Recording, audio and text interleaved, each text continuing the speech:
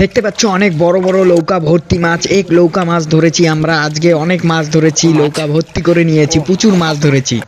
তো hello guys, কেমন আছো? আশা করি সবাই ভালো আছো। তো মাছ ধরার নতুন আর একটা ভিডিও নিয়ে তোমাদের সঙ্গে শেয়ার করতে চলে আসলাম। তো জানি না কতটুকু শেয়ার করতে পারবো, কেননা আমরা সবাই একসঙ্গে মাছ ধরবো, যতটুকু পাবো ততটুকুই শেয়ার করব।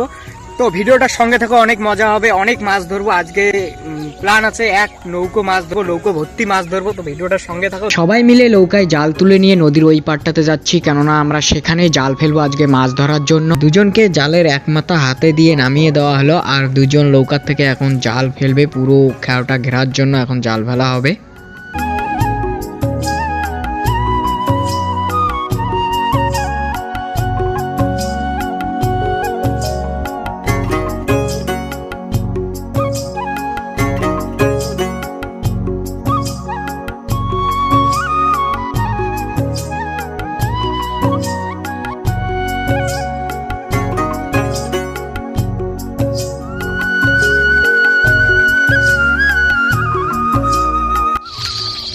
তো গাইস, সেদিনের মতো আজকেও নদীতে মাছ মারতে এসেছি। তো আজকে জায়গাটা দেখো, অনেক দূর জাল ফেলছি, ঠিক আছে।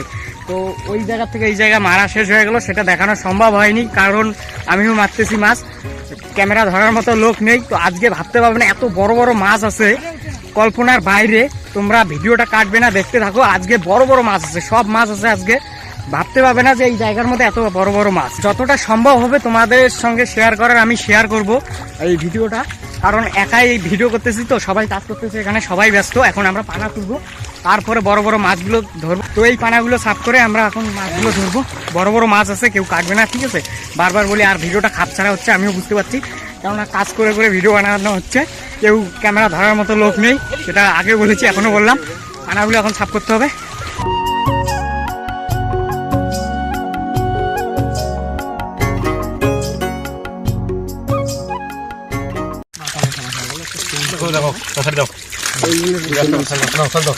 বড় মাছগুলোকে ধরে এখন ছোটগুলোকে ছেড়ে দেওয়া হচ্ছে বড় হওয়ার জন্য।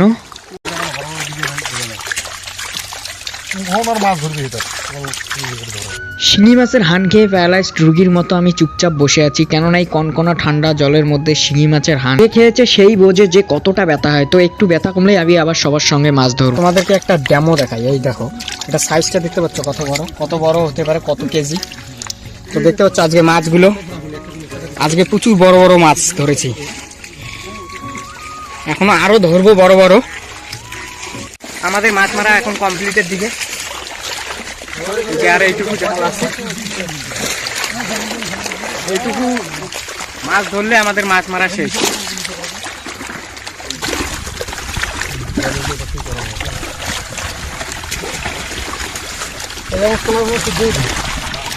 ধীরে ধীরে নৌকা ভরে যাচ্ছে মাছ দিয়ে। কিছু কিছু মাছ নিজে লাফ দিয়ে নৌকায় চড়তেছে। কাতলা মাছটা অল্পর জন্য নৌকায় চড়তে পারলো না।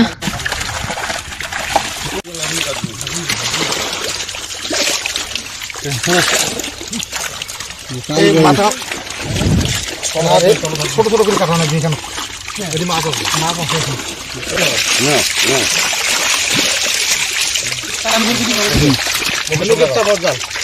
ও ভাই সাহাব, দেখতে পাচ্ছ কতগুলো মাছ, কত বড় বড় মাছ। এক লৌকো মাছ, যেটা টার্গেট নিয়ে এসেছি, এক লৌকো মাছ ধরবো, একটা খেয়াও ফেলেছি, তার মধ্যেই দেখতে পাচ্ছ কতগুলো মাছ ধরা হয়ে গেছে। ভালোভাবে দেখাতে পারলাম না, কারণ আমার হাত বন্ধ ছিল, আমিও মাছ ধরেছি। তো এগুলোকে ভর্তি রাখার জন্য নিয়ে যাচ্ছে সব। এখন ওই যে হাঁপাটা বানানো হয়েছে সেখানে নিয়ে গিয়ে ভর্তি রাখবে। এই ঢোড়া সাপগুলো প্রচুর যন্ত্রণা করে মাছ মারার জন্য আসলে।